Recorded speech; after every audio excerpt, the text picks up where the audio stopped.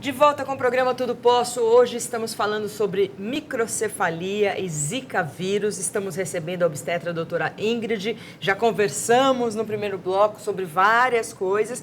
E eu perguntei um pouco no final do bloco, como que nasce essa criança, o bebezinho? Bom, o trabalho de parto, independente da via de parto, normal ou cesárea, vai nascer. Às vezes essa criança pode ter um Apgar um pouco mais baixo, que são aquelas notinhas que a criança recebe quando ela nasce. Então ela recebe às vezes notinhas mais baixas, às vezes não. Então essa criança, depois que ela nasce, a mãe começa a ver, dependendo do grau da microcefalia, dependendo do quanto ela tem de alteração neurológica, pode ser uma criança que suga menos ou que tem dificuldade para sugar, uma criança que ganha pouco peso, uma criança que é mais molinha, que com 3 meses... Ela é pequena? Não necessariamente pequena, mas é uma criança mais molinha, que não tem o olhinho tão ativo. Então, à medida que vão passando os dias, vão passando os meses, a mãe vai comparando com outras crianças e vai vendo, nossa, mas meu filho é diferente. Quer dizer, pode ser mais diferente ou menos diferente, mas sempre tem alguma coisinha que começa a chamar a atenção da mãe. A mãe muito sabe. Que ela leva no pediatra e fala, olha, eu tô achando isso. Daí o pediatra... É a intuição, né? É a tal da intuição materna, mas é uma criança que é diferente. Nós temos um exemplo de uma mãe que teve um filho com microcefalia, é a Marisol de Taboão da Serra, aqui em São Paulo. Vamos ver o depoimento dela, vamos ouvir. Olá, Maria Cândida, Rafael Faria e pessoal do Tudo Posso. Meu nome é Francis Marisol, eu tenho uma filha de 14 anos, o nome dela é Maria Carolina e ela tem microcefalia. E sim para a microcefalia. Olha, ter uma filha com microcefalia, a Carolina nasceu em 2001, né? Em 2001, mal se ouvia falar sobre microcefalia. A dela não teve nenhuma causa aparente. Hoje, minha filha vai fazer 15 anos. Ela tem uma vida praticamente que normal. Quando o bebê, o estímulo é essencial. Tem que estimular muito essa criança, trabalhar muito a coordenação motora, trabalhar todos os pontos importantes que um bebê deve ser estimulado, só que uma criança com microcefalia é muito mais. Hoje a Carolina, ela vive praticamente que normal, uma vida como outra adolescente qualquer. Ela só é um pouquinho mais infantilizada, acredita em contos de fada, acredita em Papai Noel, e isso é cultivado nela como uma criança. A gente tem que entender a limitação que minha filha tem. Porém, é importante ressaltar que a mãe precisa de muita atenção. A mãe, na fase que tem uma criança com qualquer outra deficiência, a mãe está na fase de luto. Essa fase é importante que faça um tratamento, um acompanhamento. É necessário que tenha muito apoio. A mãe, neste momento, precisa de apoio e a criança de estímulo, né?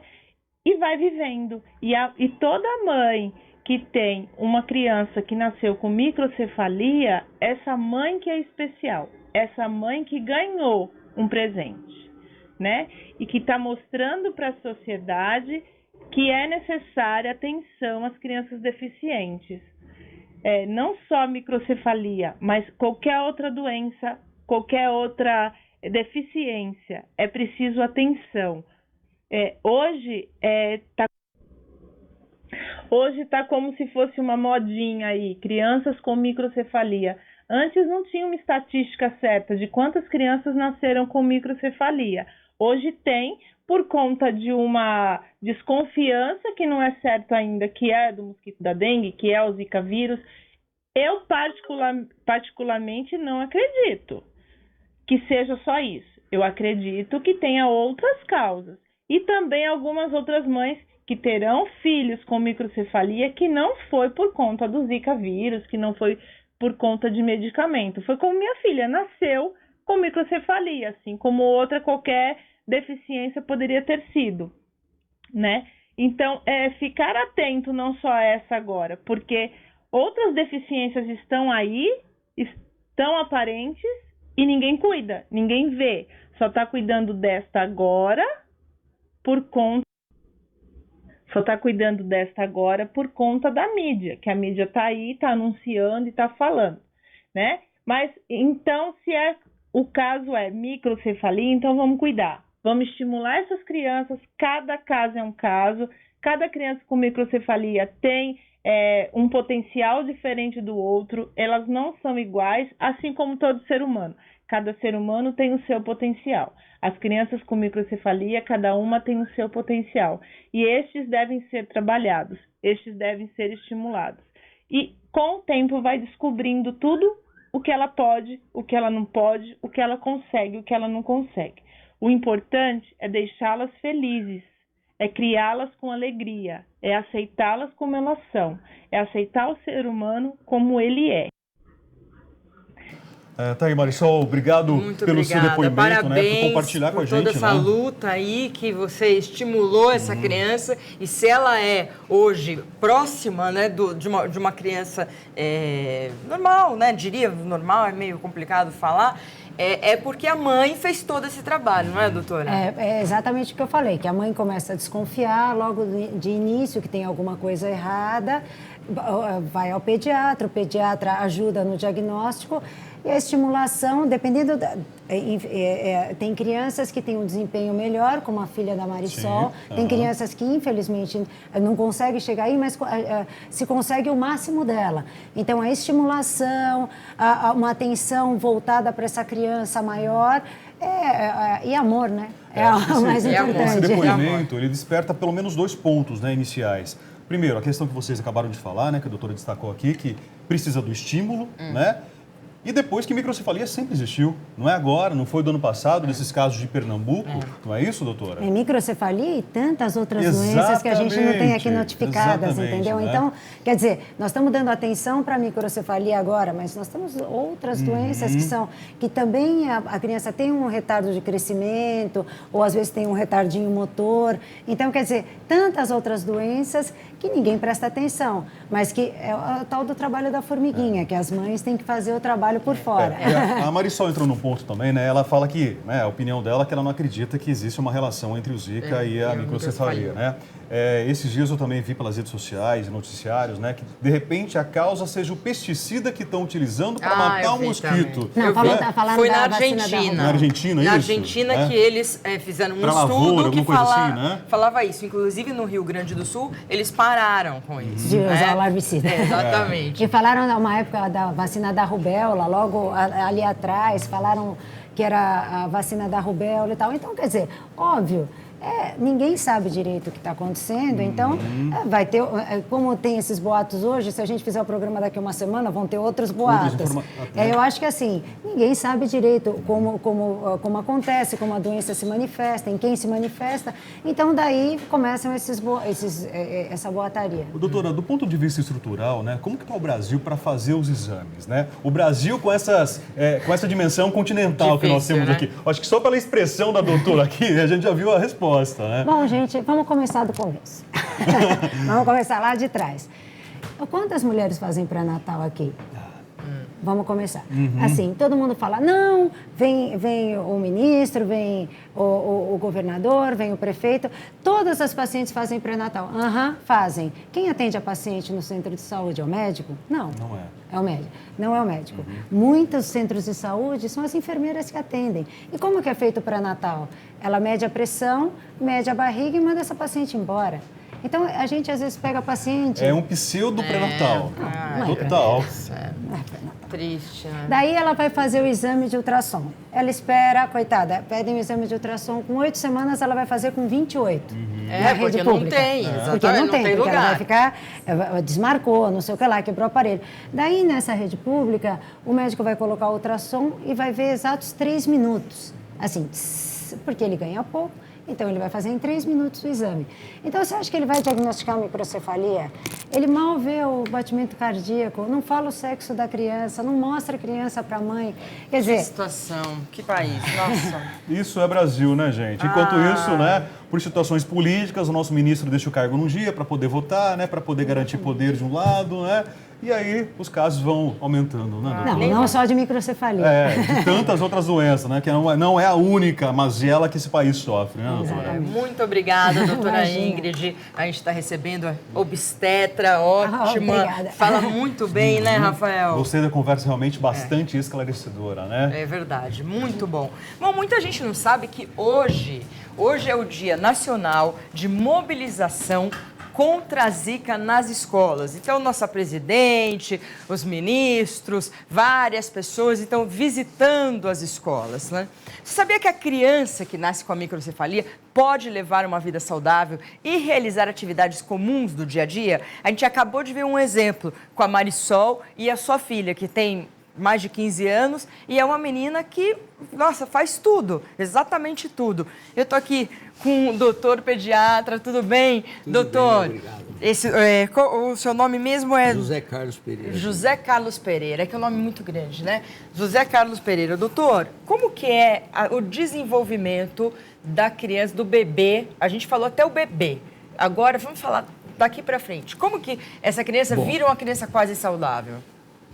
Olha, sem querer parecer muito pessimista, eu lhe digo que a microcefalia advinda da Zika durante a gravidez não permite, assim, tão bom prognóstico. Não Infelizmente, permite. não permite. Tá. Há microcefalias e microcefalias. Então, essa que a gente viu com a Marisol é uma microcefalia que não deve ser do É Zika. idiopática, Tá. é idiopática. Ela tem tecido cerebral tudo menorzinho, mas tudo funcionando, se interrelacionando bem. Já a Zika, ela condiciona não só a diminuição desse tecido, mas múltiplas calcificações intracranianas. Os ventrículos cerebrais ou estão aumentados em seu conteúdo licórico ou estão colabados. Então, é muito mais desastroso para a criança. Não se pode botar num contexto único, microcefalia é assim. Não, microcefalia é tão dependente de múltiplas causas, implicando, então, portanto, em múltiplas evoluções da criança. Então, mas como exemplo, como que essa criança cresce? Então, depende do quanto ela foi lesada, né? Então, mas uma média, lesão média. Ela é uma criança que, sendo pela Zika, provavelmente não andará. Ou se o fizer, vai ser muito tarde. Provavelmente não falará. Provavelmente também não terá uma inteligência suficiente para receber instruções mais formais, como a outra mocinha a recebeu. Por isso que eu digo que a ênfase na prevenção deve ser muito, muito, muito grande. Ao nascer a criança, o que chama a atenção é que a face da criança não é muito pequena, mas daqui atrás o perímetro da glabela até o occipital é diminuído. Então já chama atenção por questões não da face ser pequena. Depende do grau. Da idade gestacional, né? Tá. Tanto menor quanto menor for a idade gestacional que a criança nasce, né? E essa criança também chama atenção porque normalmente o perímetro craniano de uma criança ao nascer é maior do que o perímetro torácico, em média 2, 3 centímetros, né? É maior. E uma criança com microcefalia, ao medirmos o perímetro craniano e medirmos o torácico, que é indispensável fazer a comparação dos dois, nós constatamos que o perímetro craniano é igual ou até mesmo inferior ao perímetro torácico. O senhor podia descrever essa foto que nós estamos vendo? Olha aí, a gente tem uma caixa torácica menor, não é isso? Lado direito, que é com microcefalia. Caixa craniana, né? O crânio, né? Então, a direita pode notar que é bem evidente aí que se pusermos uma fita métrica aqui na glabela e... no meio da sobrancelha. Isso, onde a senhora pôs o dedo, exatamente aí. Botando uma fita métrica aqui e até aqui, naquela criança, suponho que a comparação seja de crianças que nasceram de mesma época gestacional, E se a senhora botar a fita métrica na criança, aqui na glabela e até a região occipital, há uma distância, há uma dimensão menor, uma extensão menor desse comprimento. Note, entretanto, que aí está bem representado que a carinha da criança é praticamente a mesma. Entendi. Então, o que é diminuído mesmo é o crânio, não é tanto a face. Então, o que já chama atenção é isso. A gente olha a criança, às vezes nem precisamos mensurar e já notamos que a criança é microcefálica. Então, a gente está falando aqui que a criança que tem microcefalia, que é por Zika, essa criança dificilmente vai poder andar, falar e ter uma vida normal. Existe algum dado de falecimento de criança ou vai até a idade adulta? Então, é o seguinte, nenhuma criança ainda com microcefalia por Zika atingiu a vida adulta para se saber. Nenhuma criança com Zika ainda atingiu sequer 1 ano de idade. 1 ano de idade, né? Então, isso que a gente sabe, né? Talvez na Polinésia Francesa, etc. Houve um surto de Zika no noroeste da Itália, noroeste da região fria, só que o inverno que veio extinguiu a epidemia, né? Mas a senhora veja, entretanto, dá para estimar que a vida da criança não será muito boa, infelizmente, a carga aos pais de cuidados para com crianças será muito grande, porquanto as lesões são muitas, né? Há um neurologista que vai falar aqui, discorrerá melhor que eu, mas são muitas as lesões, quase que pensando que não é possível ter uma vida normal, infelizmente. Então, deve-se enfatizar muito a prevenção. As crianças com microcefalia e neuropatas, né? Elas nascem também com algumas problemáticas de ordem, por exemplo, de deglutição, de respiração, coordenação de nervos vários que funcionam na deglutição, na mobilização de secreções das vias aéreas superiores para o esôfago. Então, essas crianças todas são mais propensas a infecções respiratórias repetitivas.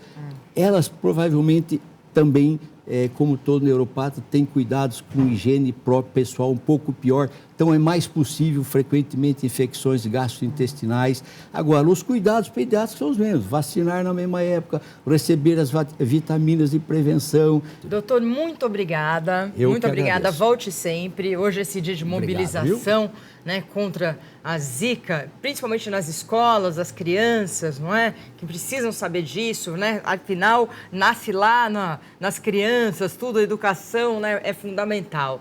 E no próximo bloco, gente, nós vamos receber o neurologista Dr. Daniel Azevedo para explicar as condições neurológicas da doença, ou seja, por que a cabeça e o cérebro da criança se desenvolvem de forma diferente das outras crianças da mesma idade. Nós vamos para o intervalo e já voltamos.